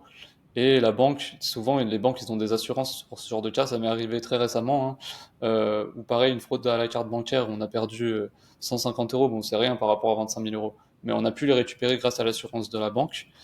Alors que eux, sur Conto, ils ont pas pu, quoi. Ils ont pas pu récupérer cette somme-là. Ou alors ils l'ont récupéré mais avec beaucoup de difficultés, sachant que ça leur était arrivé sur une autre banque, je sais plus laquelle, et ils avaient eu zéro difficulté, quoi.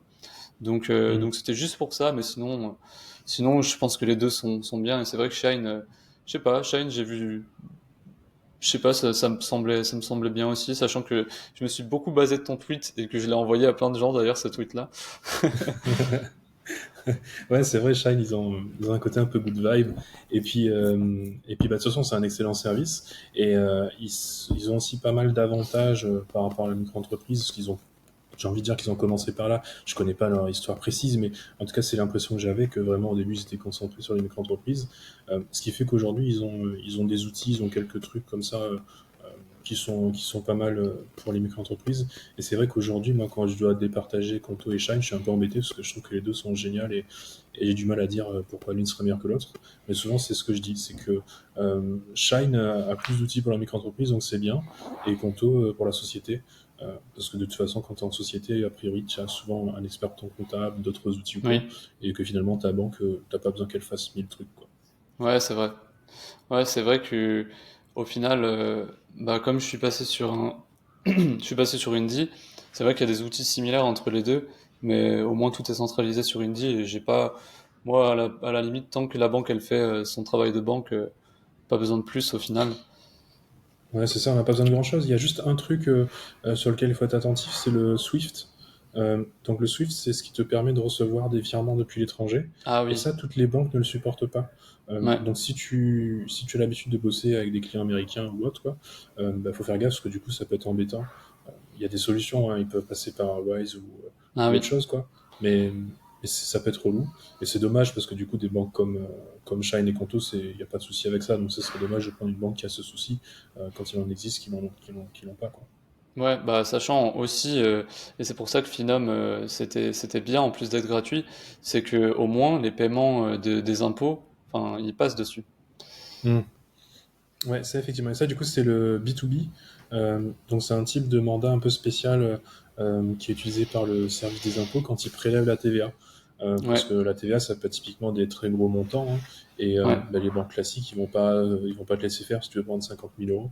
Je force un peu le trait, mais tu ouais, vois, c'est des virements qui vont pas passer, quoi. Et donc, ils utilisent un mandat un peu spécial. Et ça, ben, certainement que ne le supporte pas. Comme Revolut, par exemple, qui supporte pas ça. Il y a N26 non plus qui supporte pas ça. Donc voilà, parce que je prends ces exemples parce que c'est des suggestions qui sont souvent faites. Donc il faut ouais. savoir que bah, ces banques-là, elles vont poser un problème le jour où tu dois te faire prélever par les impôts pour la TVA, quoi. Ouais, ouais, ça c'est assez chiant. Au final, le peu qu'on demande à une banque, ça fait partie des gros points importants et N26 et Revolut ne l'ont pas, donc c'est dommage quand même. Mm. Ouais, clairement. Et bon, là, on va passer un peu plus sur les sujets dev et tout. Euh, je sais qu'il y a pas longtemps, j'ai vu un de tes tweets justement où on pouvait décaler l'argent, ça faisait un petit bruit trop satisfaisant. Et du coup, tu l'as développé comment ça? Ouais, du coup, c'est des petits widgets que je mets dans mes articles quand je parle d'un sujet. Du coup, j'aime bien l'imager pour que le lecteur puisse s'impliquer et comprendre ce que j'essaie de dire, quoi. Ouais, Et bah, c'est une stack assez classique, hein, c'est du Next.js, React et du Shadcen UI là. ok. Pour la partie contenu, c'est du MDX, donc ça me permet Ah d'écrire du yes. Markdown et d'avoir du React à l'intérieur. Donc c'est comme ça que je peux avoir. J'ai une expérience d'écriture moi qui est sympa. Et puis au milieu de mon truc, je vais avoir des composants React en fait pour avoir les fameux widgets, quoi. Euh, Yes, ok. donc c'est ça.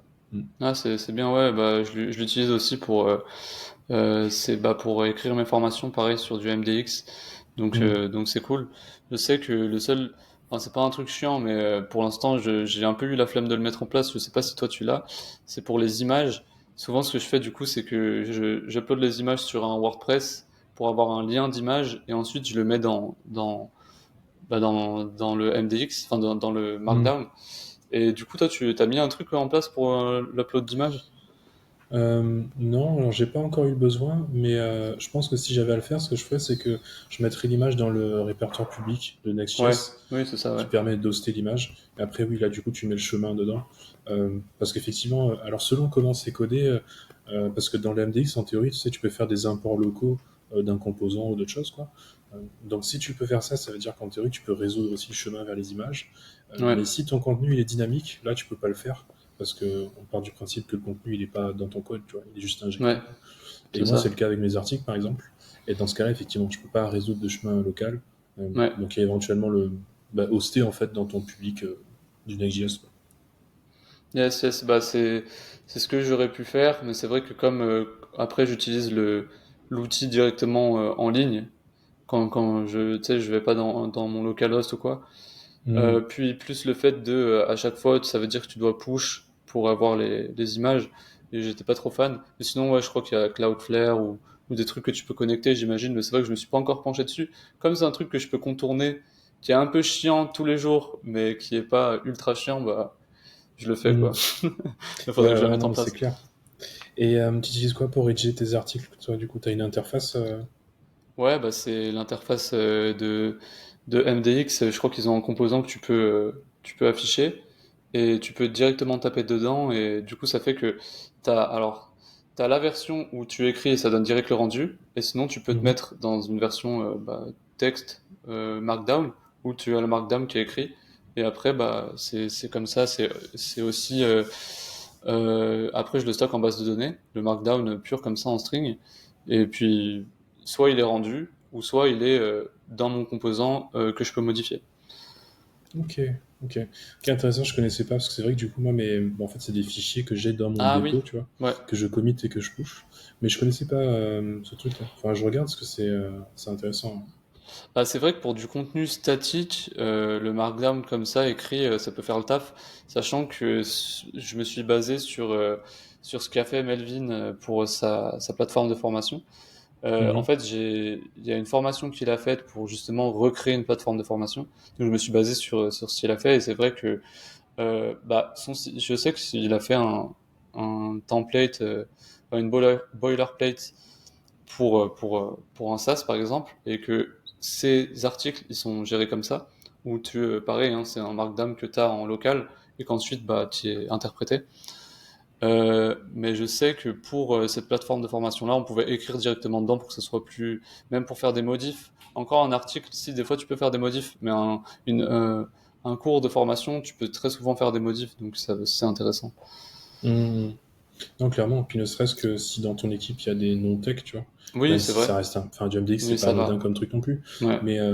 Mais si tu veux mettre quelque chose d'accessible à quelqu'un dans l'équipe, c'est pratique. Ouais, ouais, c'est cool. Puis l'idée, je pense que quand, bah là, il est à l'époque où il en est, je pense qu'il a fini, mais l'idée derrière ça, je pense que c'était aussi de sassifier sa plateforme de formation pour que d'autres puissent le faire. Et c'est vrai qu'il allait pas leur demander, leur donner accès au code, leur donner le MDX, enfin le Markdown à mettre dedans, etc. Ouais, c'est clair, Donc ouais, c'est clair, c'est clair. Mais c'est vrai que du coup, moi, mes simulateurs, souvent, je les développe en parallèle de la rédaction de l'article, tu vois. ouais, Donc, voilà, j'ai besoin oui, c'est d'écrire vrai, du code hein. React en même temps et tout, C'est donc vrai. c'est pour ça que. Et Oui, puis ça se aussi traite par bien. simplicité, hein. Ouais, c'était Ouais. aussi par simplicité, quoi. Ouais, non, mais en vrai, je pense que pour de la rédaction d'articles, je pense que je serais peut-être resté sur ça, sachant qu'en plus, dans VS Code, tu peux faire commande Shift V quand tu es dans le Markdown et ça te met tu sais, un aperçu. Oui, ouais. Mm. Donc, Ouais, ouais. ou commande Maj V, je sais plus, mais bref, en tout cas, tu as un Ouais, truc pour je avoir l'ai un plus, aperçu. Mm. Ouais, carrément. Et du coup, toi, ta stack, c'est Next, quoi. Ouais, c'est ça, c'est ça, c'est ça. C'est ce que j'utilise maintenant de façon systématique sur mes projets. Et puis, Ouais. du coup, Shad CN UI, là. Euh, ouais, c'est ça. Et actuellement, là, tu me disais tout à l'heure que bah, quand on discutait avant l'épisode, que tu sais, t'es freelance justement, et t'es freelance, bah, pour le coup, pas en France. Donc ça se passe comment au niveau de tout ça?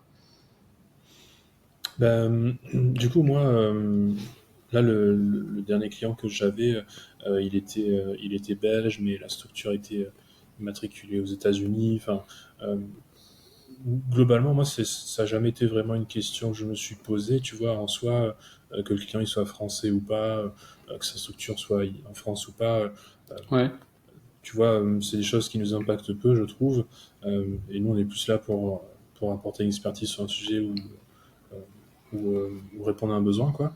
Et après, c'est plus dans l'organisation, à la limite, où il faut que ça soit compatible, parce que yes, ça peut vouloir dire d'avoir des décalages horaires ou quoi. Donc ça, c'est quelque chose avec lequel bah, le client avec lequel je bossais là était OK, parce que dans l'équipe, de toute façon, il y avait déjà des gens de différents endroits, quoi. ah En yes, sachant que du coup, moi, ça va changer un peu là parce que c'est une mission qui a pris fin. Et moi, je vais passer. Donc, je faisais de la régie jusqu'à maintenant. Et là, je suis en train ouais, de me tourner vers le forfait, quoi. Euh, donc yes, là, ça va être différent en termes de liberté d'organisation. yes, yes. T'as fait ce choix-là pour principalement parce que t'étais justement en voyage ou c'est d'autres motivations? Non, bah je dirais que ça a été un peu une volonté de liberté en quelque sorte. Euh, Parce que tu vois, moi j'ai commencé à créer du contenu il y a un an et demi maintenant à peu près. Ouais, Et c'était dans l'optique à terme de vivre de mes projets, donc en gros de choisir sur quoi je bosse en quelque sorte. Et le forfait pour moi c'est un peu la suite logique dans cette démarche. Parce que la régie, l'inconvénient c'est que bah, tu vas en ton temps, donc ça t'occupe toutes tes journées, tu vois, tu t'organises pas comme tu veux, ça te laisse peu de yes, temps pour d'autres activités. Et puis, ça dépend probablement de ton positionnement, mais en régie, moi, souvent, on m'a pris parce que je suis développeur React et que j'ai 10 ans d'expérience, tu vois. Mais on m'a pas pris parce que j'ai une offre singulière et qui n'existe pas ailleurs, tu vois. J'ai ouais, juste toujours été, si tu veux. Alors, peut-être que je fais bien mon boulot, et voilà, mais je veux dire, en dehors de ça, euh, je me vendais pas comme un truc très singulier, tu vois. Faire du React depuis 10 ans, c'est pas, tu vois, enfin, ça me rend pas spécialement unique, quoi. Euh, ouais, Là où moi j'avais envie aujourd'hui bah, de choisir les projets sur lesquels je bosse, avec qui je bosse, tu vois, idéalement sur les sujets qui me passionnent, et qu'on fasse appel à moi parce que j'apporte quelque chose de différent et d'unique, quoi. Donc yes. le forfait, il naît de là, quoi, finalement. Yes, ok, ouais. Ouais, je comprends et ouais, c'est dur, franchement. En plus, bah c'est vrai que la régie, au bout d'un moment, t'as un plafond, tu peux pas scaler. Tu, c'est, ouais. Au final, ça se rapproche quand même beaucoup d'un CDI. C'est juste que bon, bah on est payé plus ou en tout cas on paye moins de taxes, donc au final on a plus dans la poche. Mais à part ça, ouais, c'est vrai que ouais, j'ai fait du forfait avant, c'est pour ça que je réfléchis et je me dis, je suis quand même content d'être passé en régie, mais c'est surtout parce que, justement, après, tout dépend de l'offre que tu mets en place, tout dépend si tu arrives à la vendre, etc. Et puis surtout, pour le coup, c'était de la création de site que je faisais avant. Et bah, ça veut dire avoir un certain nombre de clients régulièrement. Et ça, c'est un stress qu'il faut aussi être prêt à avoir. Après, je pense que il y a des services peut-être, et c'est là où toute la réflexion derrière ce service peut être, ou ce package peut être intéressante. C'est des choses qui ont besoin d'être renouvelées, par exemple, ou des choses qui permettent d'avoir pas forcément beaucoup de clients entrants, mais d'avoir une base de clients pour lesquels tu travailles régulièrement. Et ça peut être mieux, je pense. Mhm. Ouais, effectivement, je pense qu'il y a plein de façons de l'approcher, mais c'est vrai que, comme tu dis, le forfait, ça a cet inconvénient quelque part que il y a un risque qui est plus grand. Euh, en tout cas, c'est plus difficile d'anticiper quoi les choses. Ouais, Et moi aujourd'hui, c'est quelque chose avec lequel je suis à l'aise parce que du coup, ça fait 5 ans que je fais de la régie, que j'ai une situation personnelle qui me permet de le faire assez sereinement, tu vois. ouais, Et ouais. puis aussi parce que je suis en paix avec le fait de peut-être avoir un chiffre d'affaires moins important, tu vois, de faire moins de chiffres, tu vois. C'est parce que dans le fond, j'ai surtout envie de m'éclater, Ouais, d'avoir, tu vois, de pas non plus trop perdre en niveau de vie, mais ce qui me tient le plus à cœur aujourd'hui, c'est de faire ce que j'aime et de m'éclater dans ce que je fais, quoi. Et tant pis si le chiffre d'affaires il est pas aussi important qu'en régie, quoi. Même si l'idée, bien yes. sûr, c'est de développer l'activité, hein. Mais Ouais, voilà. ouais. Oui, donc ça. Puis le fait que tu aies été en freelance pendant assez longtemps avant, je pense que derrière ça te permet d'avoir un matelas bien confortable au cas où. Ouais, c'est ça. Et d'ailleurs, la micro-entreprise, c'est surtout la micro-entreprise hein, qui m'a permis de stabiliser ma situation personnelle, on va dire. Ouais, Parce que du coup, c'est vrai que c'est une période dans ton activité où bah, là, tout l'argent te tombe dans la poche, quoi. Et donc, souvent, ça fait trop, quoi, quand tu commences à taper dans les plafonds. ouais, Donc, ça veut dire que quand tu te lances en société après, eh ben, t'es serein. Parce que tu sais que personnellement, globalement, t'es capable de faire face aux imprévus et t'es déjà ouais, bien, c'est tu vois. vrai. Donc, t'as pas besoin de t'en mettre trop en rémunération, quoi. Ouais, c'est vrai. Ouais, c'est cool ça, ce point de vue-là. C'est vrai que c'est cool. Ok, ok. Et là, t'as jamais pensé à faire un SaaS? C'est un truc que j'ai dans le coin de la tête, Ouais, mais j'ai déjà eu l'occasion de lancer des projets. Après, un SaaS, c'est beaucoup de marketing, ouais, c'est vrai, de hein. création de contenu un peu spécialisé et tout. C'est des choses qui m'amusent pas de ouf. Ouais, Si je crée un SaaS, je pense qu'il va naître d'abord d'une idée qui me passionne et que je kiffe et qui aura montré une certaine appétence, tu vois. Et après, peut-être que je développerai. Mais en tout cas, aujourd'hui, moi, je suis pas du tout dans le délire de me dire, vas-y, tu sais quoi, je vais lancer un truc et je vais faire le marketing et tout, je vais le vendre, tu vois. Ça me fait chier, quoi. ouais, Je prends pas de ouais. plaisir à faire ça, donc euh, je pense que ça sera beaucoup plus organique si je dois le faire, quoi. Yes, ok, ouais. Ouais, non, Toi, mais je comprends, hein. c'est quelque Surtout chose que qu'on oublie t'as. que je suis en train de faire en ce moment, ouais. Effectivement, là, je suis en train de. Bah, je sais pas si on peut considérer la plateforme de formation comme un SaaS. En soi, c'est un service qui est vendu et c'est à peu près tous les mêmes outils qu'on met en place pour un SaaS, hein. C'est un service, quoi. Mais c'est juste que c'est un peu particulier dans le sens où c'est un service basé sur l'information.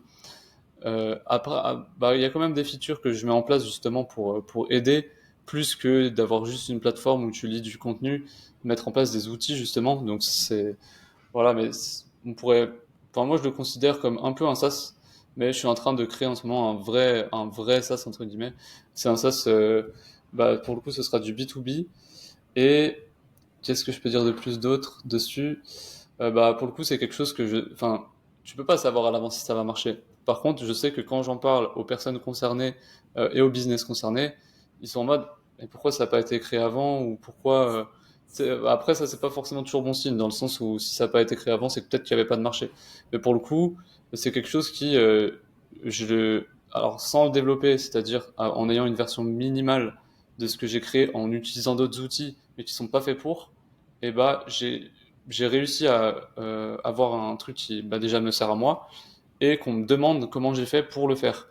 Donc je me dis qu'il y a vraiment il y a un truc, tu vois, il y a un truc, sachant que dans tous les cas, si ça sert pas aux personnes inconnues bah, tu sais, du marketing que je créerai plus tard, bah au moins ça servira pour mes clients, donc ce sera pas perdu. Ouais, c'est ça. Et du coup, bah, C'est ça, je pense, c'est de prendre par le bon bout en quelque sorte, c'est que tu as un besoin que tu prends plaisir en plus auquel tu prends plaisir à répondre, tu vois, et tu Ouais, pars de là pour créer ton truc. Euh, Plus que de te dire, tiens, je me suis réveillé un matin, j'ai une idée, je pense qu'elle va être géniale et je mets toute mon énergie dessus pendant 6 mois, tu vois. ouais, Euh, et je pense que ça peut marcher, hein. Des fois, tu peux vraiment, effectivement, avoir un coup de génie, mais c'est des ouais. trucs qui sont. Ouais, c'est compliqué, hein. C'est compliqué. Je pense que ça dépend Bah, beaucoup de ton tempérament, quoi. puis souvent on parle des gens qui ont réussi, mais on parle pas des gens qui ont échoué. Et des sas qui ont échoué, il y en a des milliers, quoi. Si ce Ouais, n'est des c'est clair. millions. Mm. Et C'est clair. Et il faut être en paix avec ça quand tu te lances, quoi. ouais, ouais, bah c'est vrai que tu dois être prêt à ce que ton truc marche pas, même si c'est ton bébé, entre guillemets. Mais bon, il y a quand Mm. même, autant je pense que, bah après, il y a quand même une grosse partie où c'est de la chance, du timing. Enfin, comme c'est plein de trucs en même temps, de paramètres, et ben on peut regrouper ça dans la chance et il y a une partie de chance. Mais je pense qu'il y a quand même des manières de voir à peu près si justement, si chaque paramètre tu peux le tester en avance, par exemple. Est-ce que c'est le bon timing? Bah, tu peux tester le marché déjà, sans créer l'outil ou en créant une version minimale. Et là, c'est ce que je compte faire. Tu sais, quand j'étais en train de le développer, je commençais à m'attarder sur des trucs où on s'en bat les couilles. Genre, je sais pas, que ça soit joli ou que qu'on puisse faire des trucs qui sont pas forcément utiles dès le départ. Et je me suis dit, attends, là, je suis en train de m'embêter à faire un truc. Là, il faut que déjà que je vérifie que mon truc est faisable, et surtout que, bah, une fois que j'ai fait le premier truc, que je le sorte. Donc, bref, c'est un MVP, quoi. Et Mhm. du coup, bah là, c'est ce que je fais. Et je me dis, ok, j'avance sur le truc. Il faut qu'à la fin, même si c'est un peu compliqué ou que c'est pas le plus ergonomique possible, faut qu'on puisse faire le truc final, quoi. En gros. Ouais, c'est ça. Et c'est vrai que c'est un truc qui est important, peut-être surtout chez nous développeurs, mais de pas s'enfermer dans un truc où euh, des fois on se fait un peu plaisir, ou peut-être pour le challenge technique, on commence à faire des choses qui on s'éloigne de l'objectif premier, quoi. Et Ouais, c'est important. Ça, je pense, c'est la première chose qui est importante. Et puis après, il y a aussi le fait de s'adapter, parce que peut-être que quand tu vas lancer ton produit, tu vas te rendre compte que tu as une population que tu n'avais pas prévu qui arrive et qui commence à ouais, demander des besoins un peu différents et tu dis, ah tiens, bah, le besoin initial que j'avais identifié, finalement, il est pas si présent que ça chez ma cible. Par contre, il y a autre chose, et là, je peux bifurquer un peu, tu vois. ouais, Et c'est vrai. je pense que voilà, il y a ces deux qualités qui sont importantes, c'est de bien se focaliser sur les priorités et d'aller vite, quoi, de sortir des choses rapidement, et puis de pouvoir s'adapter et prendre des virages quand c'est nécessaire, quoi. Ouais, bah c'est ça. Et le but là, avec cette première version, c'est de voir comment réagit le marché. Et puis en plus, sachant que tu sais, à la base, il y a un système de builder. Et, euh, et justement, j'avais publié un sondage récemment pour savoir ce que les gens préféraient comme type de builder. Et c'est vrai que à première vue, les gens de mon entourage, ou en tout cas ceux qui me suivent, ils penchaient plus pour un Notion Builder, tu vois.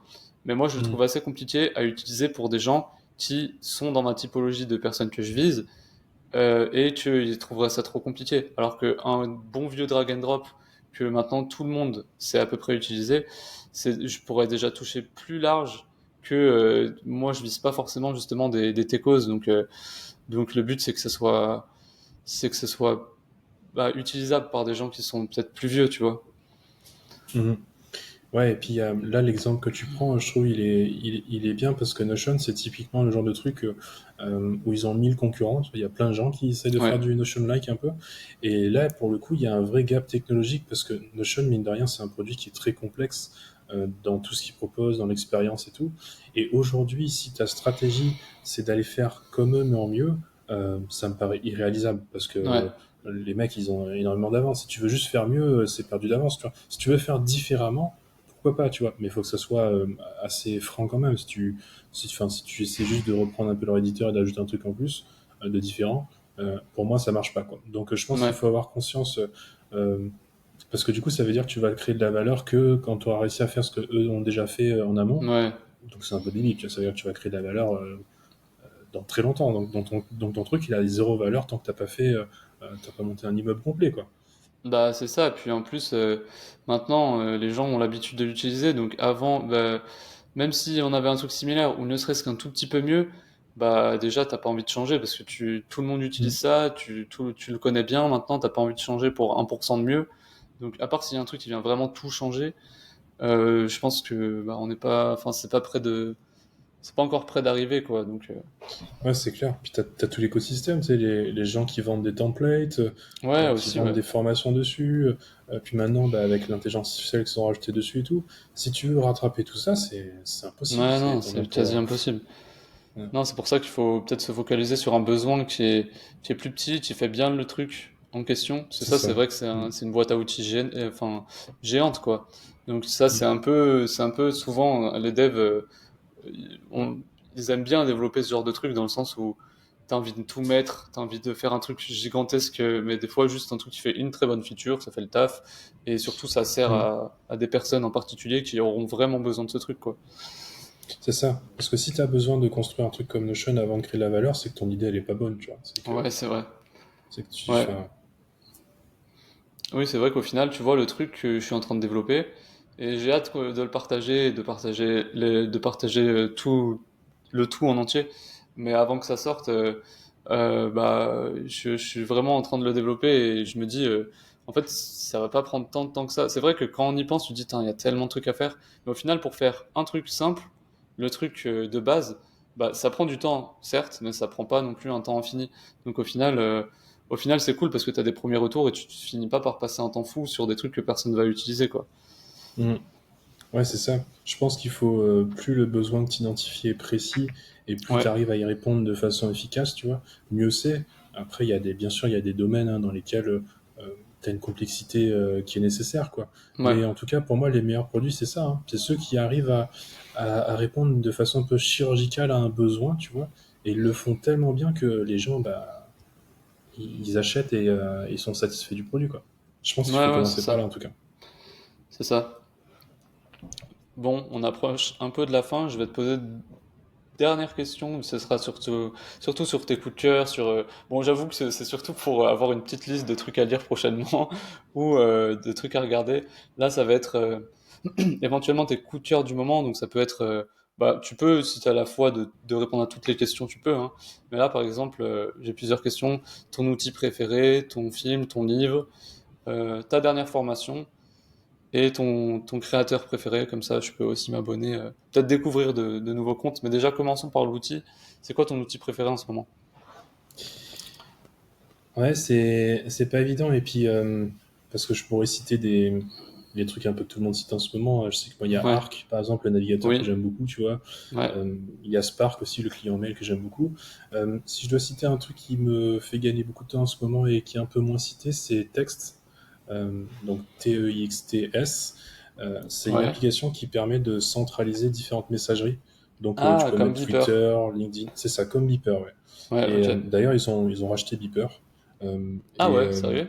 ouais. Et donc, Oh putain. bah, c'est vachement pratique quand tu es euh, sur Twitter, LinkedIn, et puis même après tes messageries perso, quoi. Parce que Ouais, tu peux archiver des conversations, mettre des rappels, marquer en non lu, etc. Euh, donc ça permet, voilà, de ne pas se perdre dans toutes les plateformes, quoi. ok. Bah j'irai checker, je crois que j'avais déjà vu, mais c'est payant ou pas? Je me rappelle. Enfin oui, c'est payant, mais il y a C'est une payant à partie partir de gratuite, 10 non? comptes. Ouais, Ouais. Donc moi, je suis pas à la limite, hein. Donc, moi, je paye pas, je suis en dessous de 10 comptes. 10 comptes, ça fait beaucoup en vrai. ouais, Euh, c'est vrai. mais ouais. Ok. Ouais, bah j'irai checker, peut-être que c'est mieux que Beeper au final. Ouais, bah, il y en a beaucoup qui préfèrent l'expérience de Beeper. Et puis Beeper Ouais. a l'avantage d'avoir une application mobile. Ah, Ça, c'est dommage, Text ne l'a pas encore, mais peut-être que ça viendra. Après, moi, quand j'avais testé Beeper, j'ai eu pas mal de bugs, mine de rien. Ne serait-ce ouais, que sur l'historique des conversations, par exemple, qui n'arrive pas à charger. Euh, ouais. Plein de petits trucs comme ça que je trouvais chez Text, quoi. Yes, yes, ok. Et donc, bah, film, série, c'est vrai que c'est peut-être pas toujours évident, mais par exemple, un livre, tu penses? Alors moi, le dernier livre que j'ai lu, c'est Investir en bourse avec les ETF, Ah, de yes. quelqu'un qui s'appelle le prince des ETF sur Twitter, là. Donc c'est quelqu'un que je suis, avec qui j'ai eu l'occasion d'échanger quelques fois. Donc ça, c'est le dernier que j'ai commencé à lire. Après, il y a un livre que j'ai lu il y a longtemps, mais que je recommande à chaque fois que j'en ai l'occasion. C'est The Design of Everyday Things. Donc Ok, c'est un bouquin sur le design des objets du quotidien. Et ok. ça, franchement, euh, Je je vais le le noter. conseille à tout le monde, que ce soit des designers, des développeurs ou même d'une manière générale tout le monde, quoi, parce que euh, je trouve que c'est un bouquin qui fait de toi un meilleur humain, indirectement, Ah ouais. parce qu'il te permet euh, de... Je trouve que ça te rend un peu empathique, parce que c'est un bouquin dans lequel on t'explique pourquoi est-ce que les choses sont comme elles sont, tu vois. Par exemple, sur ta gazinière, pourquoi est-ce que les boutons, tu sais, l'ordre, il est pas logique du tout. Sur une gazinière, Ah ouais. souvent, quand tu vas aller en haut Ouais. à gauche, c'est le bordel pour trouver le bouton sur le truc. Donc ça t'explique toutes ces choses-là. Et ça t'explique aussi que bah, des fois, les réactions des êtres humains, il faut aller chercher plus loin pour comprendre vraiment la cause Ah, de cette réaction. Et donc voilà, je trouve que ça t'apprend à être beaucoup plus empathique aussi, d'une manière générale. Bon, en tout cas, c'est un ok. livre qui m'a beaucoup marqué, quoi. Ah, enfin, c'est intéressant. C'est vrai que ça me fait penser aux quatre accords Toltec. Je sais pas si tu l'as déjà lu. Non. Ouais, bah c'est un livre pareil. Bah là, c'est où ça va t'apprendre quatre accords. Enfin, c'est quatre règles. Enfin, après, c'est des règles. Faut pas le voir comme quelque chose de restrictif ou faut le suivre à la lettre. En tout cas, des indications sur les trucs de la vie et notamment les relations humaines. Et ça m'a fait penser le fait que tu as dit que des fois, quand quelqu'un dit un truc ou fait quelque chose, bah, il faut creuser un peu plus. Ça fait partie, je crois que c'est un accord qui s'appelle Miroir ou je sais plus. Et, mais bref, à lire, vraiment, il est cool. Et sinon, bah, Ok. ta dernière formation, t'en as un peu parlé en parlant du livre, ouais, en parlant du livre que tu lis sur les ETF. D'ailleurs, ETF, dinguerie, hein, franchement, ça fait bien le taf, c'est pas compliqué à comprendre, t'es pas là à devoir chercher, enfin, faire du stock picking. Donc, c'est un sujet à creuser pour les investisseurs. Et sinon, ton créateur préféré?